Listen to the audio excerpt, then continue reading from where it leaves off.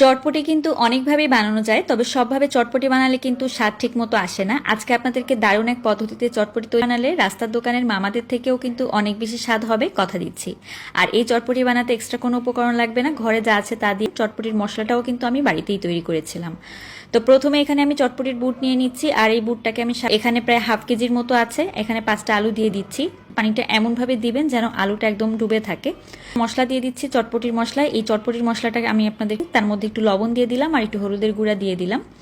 তো হলুদ, লবণ আর চটপটির মশলা দিয়ে আমি দিয়ে দেবো এখন এখানে কাঁচামরিচ কুচি দিয়ে দিচ্ছি। আর এখন ভালোভাবে নেড়ে প্রেশার কুকারের ঢাকনাটা অফ করে দিয়ে আমি বুটটাকে সেদ্ধ করতে দিব। তো সেদ্ধ হয়ে কুকারের ঢাকনাটা খুলে নিয়েছি। দেখতে পাচ্ছেন বুটটা কিরকম সেদ্ধ হয়েছে। কিছুটা সেদ্ধ হয়ে যাবে, একদম মানে গলে যাবে, আর কিছুটা একটু গোটা থাকবে। চামচ পরিমাণে ধনিয়া, 2 টেবিল চামচ পরিমাণে দিয়ে দিচ্ছি জিরা, 1 চা চামচ পরিমাণে কালো গোলমরিচ, আর দিয়ে দিলাম এখানে 8-9টার মতো লবঙ্গ, এখানে 5 ফোড়ন, তার সাথে দিয়ে দিব 1/4 চা চামচের। এই মশলাগুলোকে কিন্তু শুকনো খোলায় টেলে নিতে হবে। তার আগে আমি শুকনো মরিচগুলোকে টেলে নিচ্ছি, আর এখন আমি মশলাগুলোকেও কিন্তু টেলে নিতে হবে। তো মশলাগুলোকে গুঁড়া করে নিয়েছি। শুকনো মরিচ, আমচুর পাউডার 1 চা চামচ, আর বিট লবণ দিয়ে দিব এখানে 1 চা চামচ পরিমাণে করে রেখেছি। আমার চটপটির মশলা রেডি। এখন আমি টকটা তৈরি করে নিব। 1/4 কাপের মতো তেঁতুলটাকে ভিজিয়ে রেখেছিলাম। তো এখন তেঁতুল ভিজে গেছে আধা ঘন্টার মধ্যে। তো বীজগুলোকে তুলে নিচ্ছি। এখন এখানে একটা লেবুর রস দিয়ে দিব, পুরো একটা গোটা লেবুর রস কিন্তু আমি দিয়ে দিচ্ছি। আর ওই যে মশলাটা তৈরি করে দিব, আর তার সাথে দিয়ে দিব বিট লবণ। এখন খাবার লবণ 4 চামচের মতো। তো এবার সব কিছুকে নেড়ে মিশিয়ে নিয়ে এখানে দিয়ে দিব আমি চিনি। তো আমি 2 টেবিল চামচ পরিমাণে চিনি এখানে ব্যবহার করেছি। যেহেতু একটু ঝাল ঝাল করে তৈরি করে দেওয়ার পরে ধনিয়া পাতা কুচি দিয়ে দিচ্ছি, সুন্দর একটা ফ্লেভার আসবে। আপনার যদি বোম্বাই। তো আমার টকও রেডি। এখনও যে সেদ্ধ করে রেখেছিলাম চটপটির একটা বড় পাত্রের মধ্যে, এরপর দিয়ে দিব এখানে চটপটির মশলা মানে, আর চটপটির মশলা দেওয়ার পরে বিট লবণ দিয়ে দিব 1 চামচের মতো। এখন আমি আলু সেদ্ধ করে রেখেছিলাম যে সেই দিতে হবে।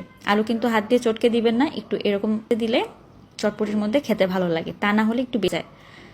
তো এবার সব কিছুকে একত্রে মিক্স করে নিচ্ছি। তো মিক্স করে নেওয়ার পরে এখন আমি যেটা করব, এখানে ডিম দিয়ে দিব। আমি তো লাস্টে গ্রেট করে ডিম দেই, তাছাড়া এভাবে একটু ডিম করে দিলে খেতে ভালো লাগে। তো আমি 2টা সিদ্ধ দিই। এখন আমি দিয়ে দিব এখানে পেঁয়াজ কুচি। তো পেঁয়াজ কুচি দিয়ে দিলাম এখানে 2টা মিডিয়াম সাইজের পেঁয়াজ কুচি, আর একটা শসা কুচি দিয়ে দিলাম। এখন দিয়ে দেবো এখানে টমেটো কুচি, তার বোম্বাই মরিচ দিয়ে দিচ্ছি আমি এখানে অল্প একটু, তার সাথে ধনিয়া পাতা। এখন যে টকটা রেডি করে রেখেছিলাম সেই টকটা দিয়ে দিচ্ছি। কিছুকে ভালোভাবে একটু মিলিয়ে নিতে হবে, আর এভাবে মিলিয়ে নেওয়ার পরেই কিন্তু চটপটিটা রেডি হয়ে যাবে। তো এখন আমি একটা বাটির মধ্যে একদম আমাদের মতো করে আপনাদেরকে ডেকোরেশন করে। তো চটপটি প্রথমে দিয়ে দিতে হবে যেটা মিক্স করে রেখেছিলাম, কুচি টমেটো কুচি উপর থেকে ছড়িয়ে দিয়ে তারপর আমি দিয়ে দিব এখানে ডিম আর দিয়ে দিচ্ছি।